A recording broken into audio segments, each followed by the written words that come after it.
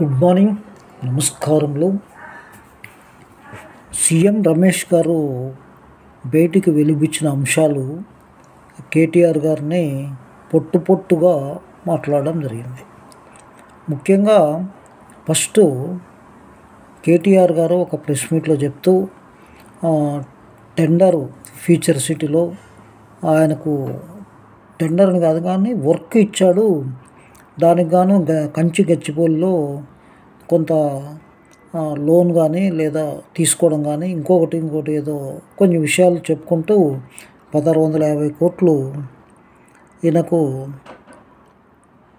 1660 కోట్లు నామినేషన్ పద్ధతిలో ఇచ్చినట్లు వర్క్ చెప్తున్నాడు. అదేవిధంగా ఈయన కొంత గవర్నమెంట్కి లోన్ ఇప్పించినట్టు దాని కంచి గచ్చిబౌలి గురించి ఆయన మాట్లాడుతూ ఎవరు తీసుకున్నా దాని మీద మేము అధికారంలో వచ్చిన తర్వాత వెనక్కి తీసుకుంటామని చెప్పడం జరిగింది కేటీఆర్ గారు. ఇది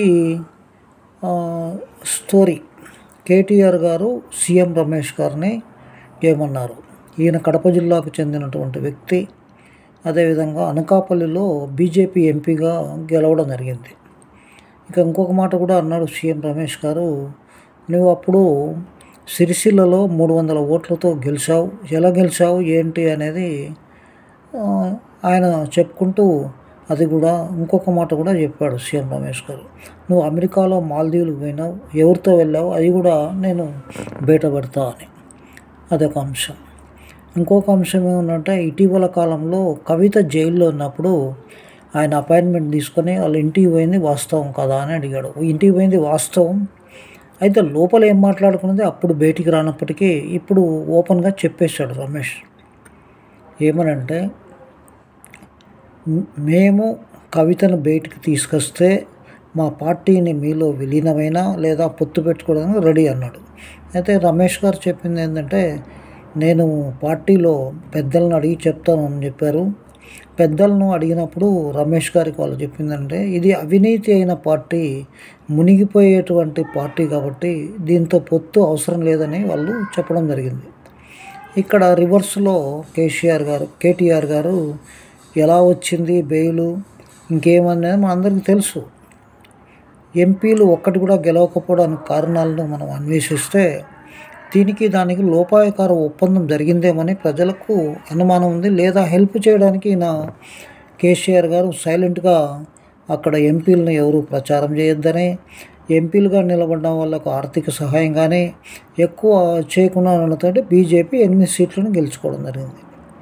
అప్పుడు వాళ్ళ కోపం తగ్గి బయటికి వదిలేరా లేదా ఏంటి అనేది మనము సీక్రెట్గానే చెప్పాల్సింది ఉంటుంది. ఎందుకంటే కేంద్రము ఈడీ మోడీ గీడీ అని ఎన్నో మాటలు మాట్లాడిన కేసీఆర్ గారు కవిత జైలు పోయినా ఉంటే మాటలను బంద్ చేశాడు. ఇవి సభ్యతగా ఏ పార్టీలో ఉన్నా అధికారంలో ఉన్నా లేకపోయినా సభ్యతగా మాట్లాడడం అనేది ముఖ్యం. ఇక్కడ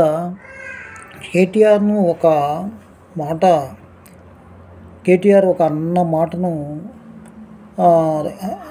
తుమ్మల నాగేశ్వరరావు గారిని ఎందుకు వదిలిపెట్టారు అని అంటే, ఆయన చంద్రబాబు నాకు సంబంధించిన సామాజిక వర్గం కాబట్టి ఆయన్ను వదిలిపెట్టామని చెప్పి తిట్టడం జరిగిందని చెప్పి సీఎం రమేష్ గారు చెప్పారు.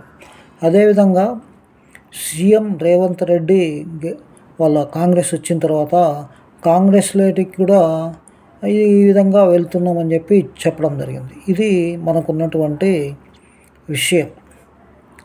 ఈ విషయాలన్నింటినీ మనం గమనిస్తే ముఖ్యంగా కేసీఆర్, హరీష్ రావు వీళ్ళందరూ కూడా, కవిత ఇంకా సంతోష్ రావు, వీళ్ళ 5 మందితోటే రాష్ట్రంలో ఉన్నటువంటి వనరులన్నీ కూడా తీసుకోవడం జరిగింది. పోలీసు వాళ్ళని దగ్గర పెట్టుకొని ఈ 10 సంవత్సరాలు ఏం చేసింది ప్రజలందరికీ తెలుసు. ఆయన స్ట్రైట్ క్వశ్చన్ అడిగాడు సీఎం రమేష్ గారు, నువ్వు 9 సంవత్సరాల్లో ఏ విధంగా టెండర్లు ఉంటాయి, నీకు ఆ మాత్రం జ్ఞానం లేదా అని చెప్పి కూడా అడిగాడు. అదేవిధంగా ఈ అన్ని అంశాల మీద ప్రెస్ మీట్లో నేను ప్రెస్ మీట్ పెడదాం, లేదు నువ్వెక్కడైనా సరే తెలంగాణ భవన్లో అయినా నేను వస్తాను అని చెప్పి ఆయన చెప్పాడు. ఇది చాలా గట్టిగా ఛాలెంజ్ అయిపోయింది సీఎం రమేష్కు అండ్ కేటీఆర్కు. కేటీఆర్ ఎవరిని పడితే వాళ్ళను అనడం, మీదికి తెచ్చుకోవడం అనేది ఇది మనం భావిస్తున్నాం. నమస్తే, థ్యాంక్ యూ. ఇది ఏం జరుగుతుంది, దీని పరిణామాలు అనేది అనుకుంటే ప్రభుత్వం తెలంగాణ ప్రభుత్వం ఏం మాట్లాడడం లేదు. సీఎం రమేష్ కూడా రైల్వే బోర్డుకు చైర్మన్గా ఉన్నారు. ఆయన కూడా ఒక పదవిలో ఉన్నాడు కాబట్టి ఆయనకు కూడా పవర్స్ బీజేపీలో ఉన్నాయి. ఆయన చంద్రబాబు నాయుడు కాదా, అదే సామాజిక వర్గానికి చెందినవాడు అంటే అదే సామాజిక వర్గానికి చెందినవాడు కాబట్టి సహాయ సహకారాలు. ఇంకొక మాట చెప్పాడు ఆయన, ఎవరు, రమేష్ గారు, ప్రజల్లో ఉన్న అభిప్రాయం కానీ లేకుంటే వీళ్ళు కూటమి ప్రభుత్వంలో ఉన్నటువంటి వాళ్ళ అభిప్రాయం కానీ రేపొద్దున ఈ యొక్క టీడీపీ బీజేపీ కలిసి అలయన్స్లో తెలంగాణలో ఎలక్షన్ నిలబడితే నీ పరిస్థితి గురించి కూడా ఆయన చెప్పడం జరిగింది. ఖచ్చితంగా ఆలోచన ఉంది. ఎందుకంటే 2018లో ఇబ్బందులు పెట్టారు టీడీపీని, అదేవిధంగా రేవంత్ రెడ్డిని కూడా ఇబ్బంది పెట్టారు. రేవంత్ రెడ్డి అనేది 5 సంవత్సరాలకు ఉంటాడు. నెక్స్ట్ పార్టీలకు ఎవరికి ఏం సంబంధాలు ఉండవు, పార్టీలు మారేదానికి అవకాశాలు ఉంటాయి. ఆయనకు అప్పటికల్లా ఇండియా కూటమి కేంద్రంలో అధికారం వస్తే హై లెవెల్కి వెళ్ళడానికి రేవంత్ రెడ్డికి అవకాశం ఉంటుంది. కాబట్టి టీడీపీ, అదేవిధంగా బీజేపీ, జనసేన పొత్తు పెట్టుకోవడం ఖచ్చితంగా ఖాయం అనేది చాలామంది మేధావులు, టీడీపీ వాళ్ళు కానీ అందరూ కూడా చెప్తా ఉన్నారు తెలంగాణలో. ఎందుకంటే ఆ టైంలో ఈ యొక్క జనసేన నిలబడాలని ఎంత ప్రయత్నం చేసినా కేసీఆర్ గారు చాలా ఇబ్బందులు పెట్టాడు. కాబట్టి ఇప్పుడు ఇబ్బందులు పెట్టడానికి లేదు, పెట్టిన ప్రభుత్వము కాంగ్రెస్ ప్రభుత్వం ఉంది కాబట్టి వాళ్ళను అణచేస్తారు. కాబట్టి ఈ విధంగా వీళ్ళ యొక్క పతనం వాళ్ళే కొని తెచ్చుకున్నారు బీఆర్ఎస్ వాళ్ళు. కాబట్టి జీవితంలో లేదా ఈ ఎన్ని సంవత్సరాలున్నా 1 or 2% ఉన్నటువంటి సామాజిక వర్గం రాష్ట్రంలో ఏం చేసింది అని గమనిస్తే ఈ పార్టీకి ఓట్లు వేసే ప్రసక్తి లేదు ప్రజల్లో ఉన్నటువంటి విషయం. ఆయన ఏదేదో చెప్తుంటారు, మాటల మాంత్రికుడని ఏది చెప్పినా ప్రజలు నమ్మే పొజిషన్లో ఇప్పుడు లేరు. అప్పుడు ఉండేవాళ్ళు.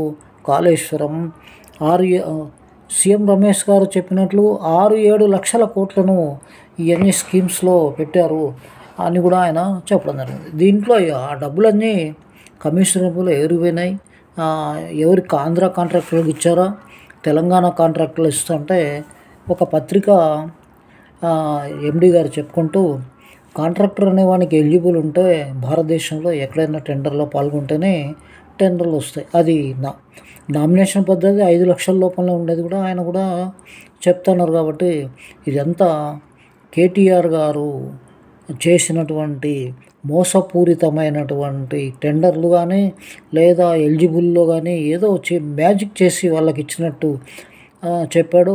ఆంధ్ర అదేవిధంగా తెలంగాణలో ఎంతమంది కాంట్రాక్టులు, ఏ విధంగా కాంట్రాక్ట్లు వచ్చినాయి అన్నీ కూడా చర్చిద్దామని ఆయన సవాల్ విసిరారు. ఈ సవాల్ కేటీఆర్ గారు ముందుకొచ్చి ప్రెస్ మీట్ పెట్టి ముఖాముఖి మాట్లాడితే బాగుంటుందని మేము విజ్ఞప్తి చేస్తాం. నమస్తే, థ్యాంక్ యూ వెరీ మచ్.